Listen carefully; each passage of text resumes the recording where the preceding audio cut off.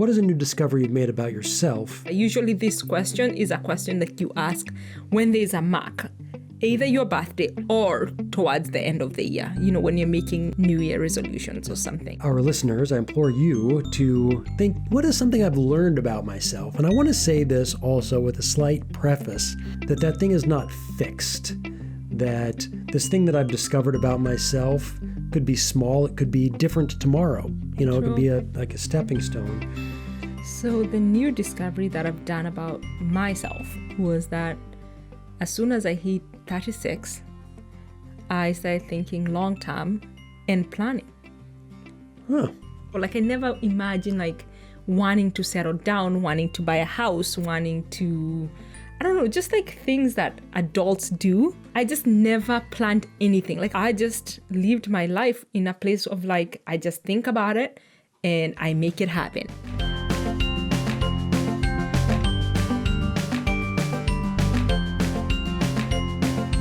That was a new discovery, huh? That's my new discovery. Okay. It's what 36 is bringing.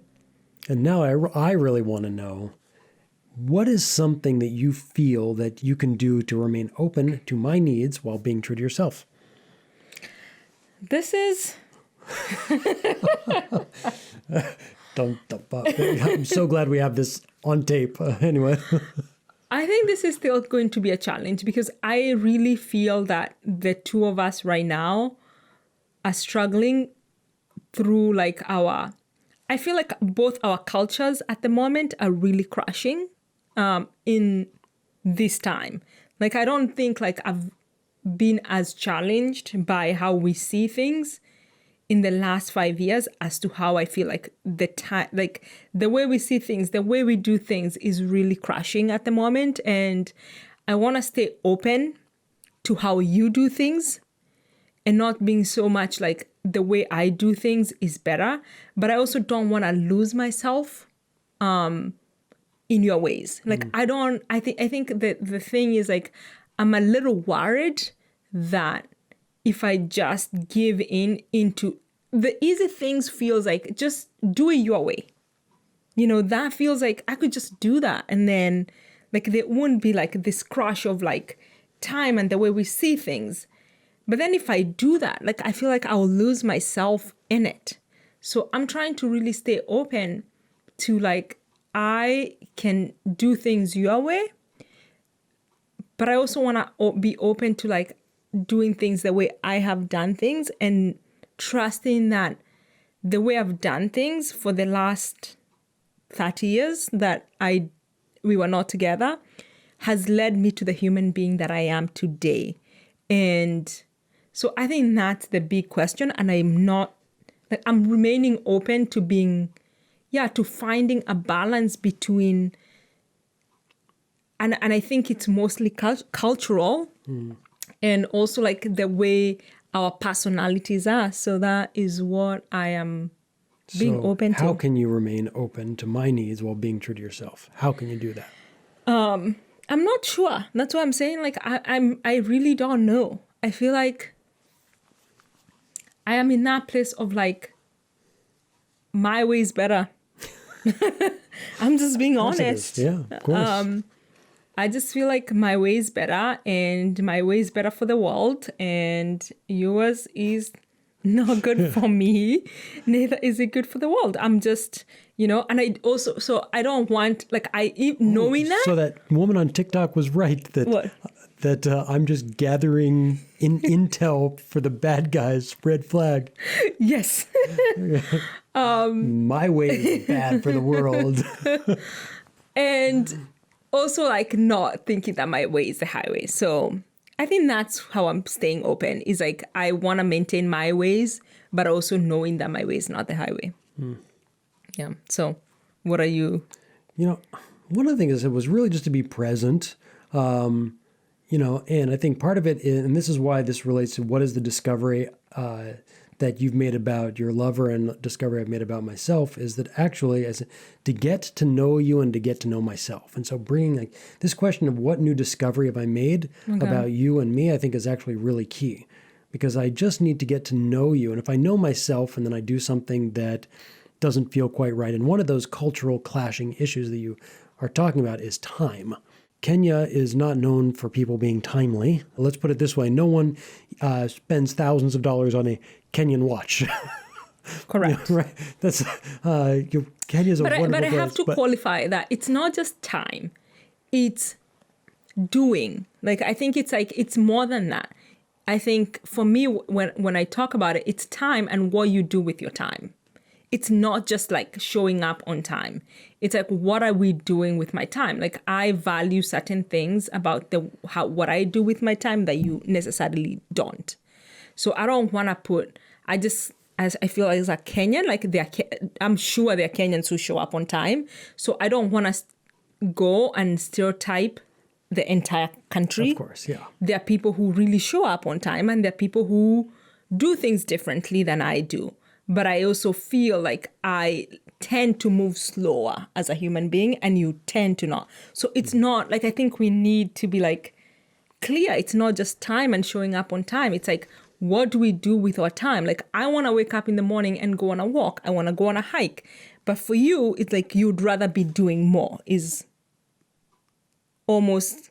So I think it's more than just time is what I'm trying to say. Got it. Okay. Well, for me, the how can I do it is really just like being just, getting to, and also it's that, but also just looking at like really what is either important or how can I, like in this case with time would be then if I'm expecting and we have an agreement to do something at a certain time and then that time comes and goes, that I can just say, you know what, I'm going to find something else to do during that time, or also actually be comfortable saying this no longer works for me because I have made other plans. And even if that could be disappointing to you or whatever, it's like, just relax. We can do it in half an hour later, an hour later. It doesn't matter. If it matters to me, I can actually just be honest and be like, no, I have other things that I'm going to move on to. And where I think those conflicts can come is if I would then basically be like angry about it. Whereas if I'm like, no, it's not like a problem. Our times didn't match up, and that doesn't have to be the end of the world. Yeah. And, in this hypothetical situation, if you could get upset about it, I don't actually have to be upset by that. That's just the way things work sometimes. And I think it's also like, yeah, maybe I wouldn't even get upset about it, Mm-hmm. Yeah. I probably wouldn't get upset about it. Yeah. So anyway, I think that's a big, big question that I think a lot of couples really face is remaining open to the other's needs and staying true to yourself. And I actually think that that's probably the biggest thing in a relationship. Those who figure that out have good relationships. I know. I was thinking like, I better figure this out.